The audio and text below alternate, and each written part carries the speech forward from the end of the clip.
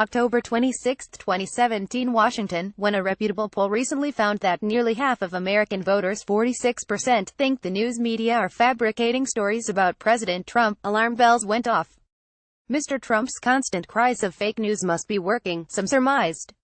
The president is actively degrading public trust in the media, his opponents say, and threatening a central pillar of democracy whose freedom is enshrined in the First Amendment. For Trump supporters, the Politico Morning Consult poll seemed to be vindication. The media have been unfair to Trump, they say, running with any unflattering gossip they can find or just making stuff up out of whole cloth, and people are starting to understand that. The reality is more complicated. Public trust in mass media has been sinking for decades, as Gallup polling shows, long before Trump burst onto the political stage. And it's impossible to draw a direct correlation between Trump's statements and any growth in distrust. But the president is clearly taking advantage of this fertile ground, for voters prepared to believe the worst about news outlets, and using it to his advantage, say experts on the media. For 40-plus years, the public, especially conservatives, have been primed to distrust the mainstream media, says Rutgers University historian David Greenberg, author of the book Republic of Spin. There are arguments going back to President Richard Nixon that the objective media are actually biased in a liberal way, and hostile to Republicans. Add to that the advent of the internet and especially social media, where it's easy to spread and share these ideas, and it's not surprising that a substantial portion of the electorate subscribes to that worldview, Mr. Greenberg says. And it's not a big leap from perceived bias to claims of outright fabrication of news stories. For Trump, the fake news charge is often the default reaction to media reports he doesn't like, particularly those that portray palace intrigue in the White House and that are unflattering to Trump personally. The NBC News story about Secretary of State Rex Tillerson allegedly calling Trump a moron is a prime example.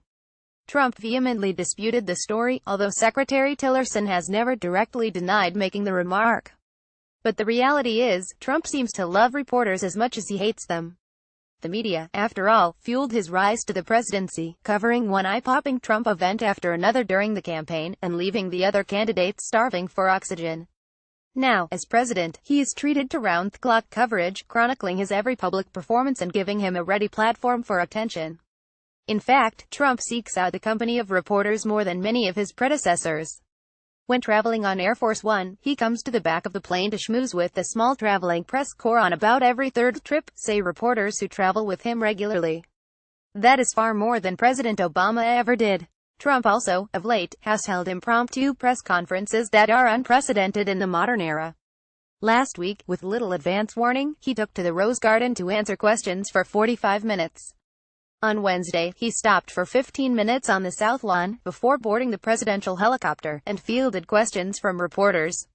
When asked if he should be more civil, he came back with an extraordinary answer that spoke to his grievances with media coverage but also revealed much about his self-image. "Well, I think the press makes me more uncivil than I am," Trump said. "You know, people don't understand. I went to an Ivy League college," he continued. "I was a nice student. I did very well. I'm a very intelligent person. You know, the fact is, I think the press creates a different image of Donald Trump than the real person. This notion of a president feeling misunderstood is hardly unique. Every president, at least every president I've studied, going back to Franklin Roosevelt, believes that he understands the truth better than the press does," says Greenberg.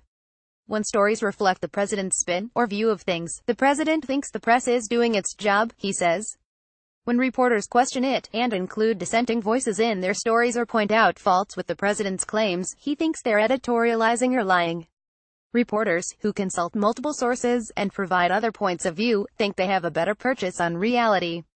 Then there's Trump's freewheeling way of expressing himself. One of the problems with Trump is, if one wanted to correct everything that he said that was misleading, there would be no time to cover the news, says Kathleen Hall Jamieson, director of the Annenberg Public Policy Center at the University of Pennsylvania, and co-founder of factcheck.org. That leads Trump supporters to complain that journalists spend all their time attacking Trump, instead of reporting his accomplishments. That critique actually has some legitimacy, says Ms. Jamieson.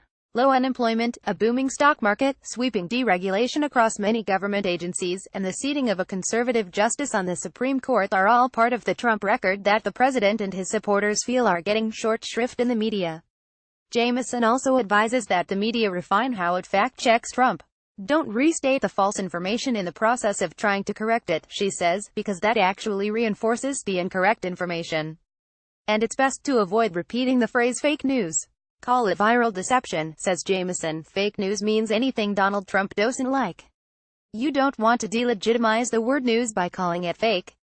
As for the media's public image, the news isn't all terrible.